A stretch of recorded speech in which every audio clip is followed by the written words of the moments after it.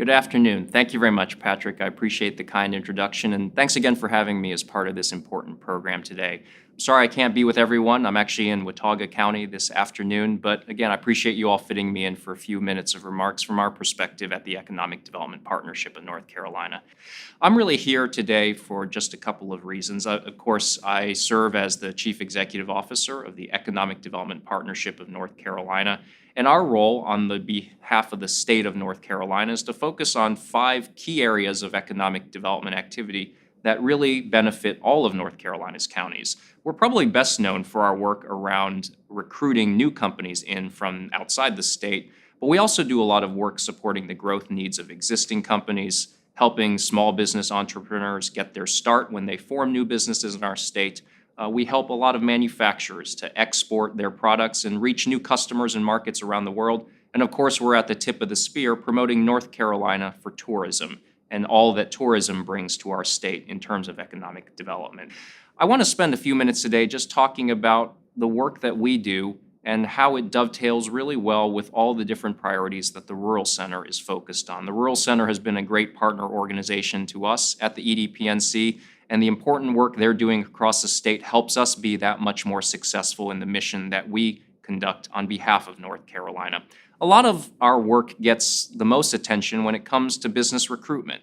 Whether we're trying to convince a manufacturer to set up here or a corporate headquarters or a biotechnology firm, we know that recruitment gets the lion's share of attention when it comes to economic development. And there's really no surprise as to why that is. If a state or a community is successful in attracting a new employer, whether that's an auto plant, whether that's a new Fortune 500 headquarters, we know that that sort of successful outcome, it's going to get a lot of media attention. It's going to be a great groundbreaking, a great ribbon cutting, and those sorts of things result in a lot of publicity for the work of business recruitment itself.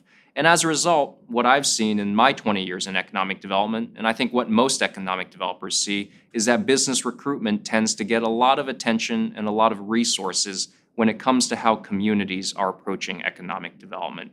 But the one thing I wanted to talk about today is how important it is to focus on the other ways that economic development can be accomplished within our state's communities, especially in some of our more rural communities. That's why, as a state organization, we focus so much attention on those other aspects of economic development that I talked about. Existing industry support is a great example. We've got tens of thousands of companies that already call North Carolina home. We don't have to do a lot of persuading or convincing of these companies. They're already here in North Carolina. What we do have to focus on is what are the barriers we can remove, or what are the resources that we can provide to these companies that'll help them to grow even faster here in North Carolina in a way that leads to job creation and private investment.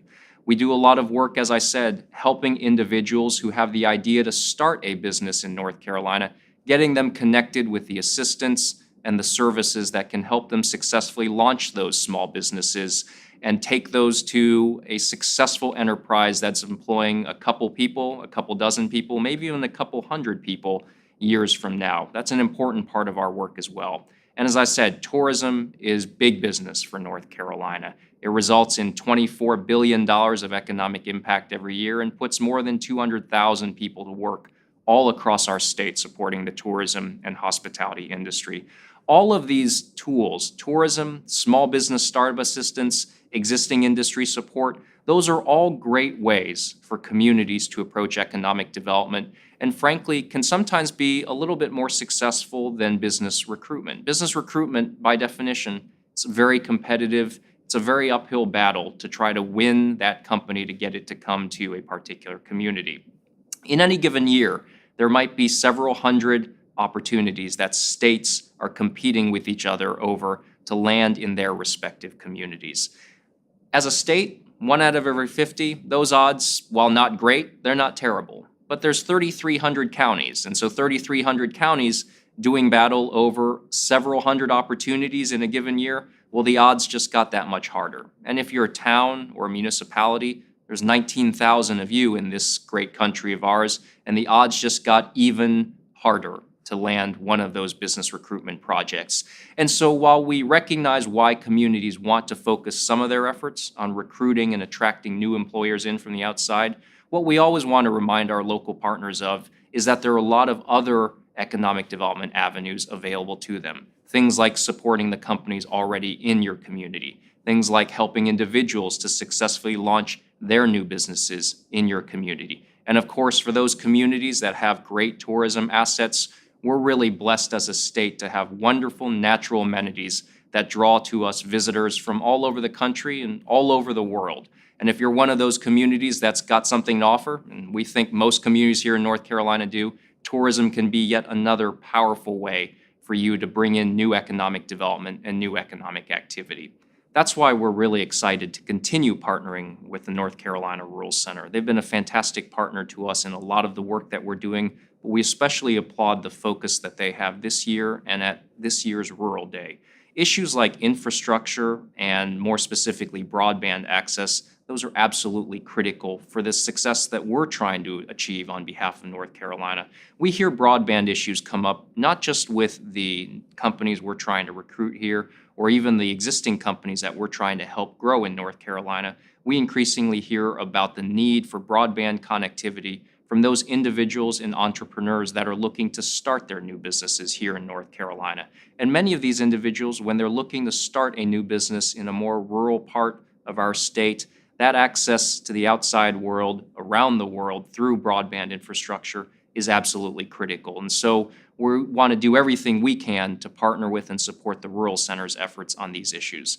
We also know that when it comes to small business formation, access to capital is at the top of the list for issues that entrepreneurs are thinking about as they look to start and eventually scale up their businesses. So the work that the Rural Center is doing on improving capital access and connecting entrepreneurs with the resources that can help them take their businesses from idea to execution, those are also things that are immensely helpful to the work that we're doing on behalf of North Carolina. So again, we appreciate the chance to have a few minutes with you all today on this important gathering, and we look forward to working with each and every one of you, as well as with Patrick and his team at the Rural Center, as we all work to make rural North Carolina a stronger, better place to be. Thank you very much.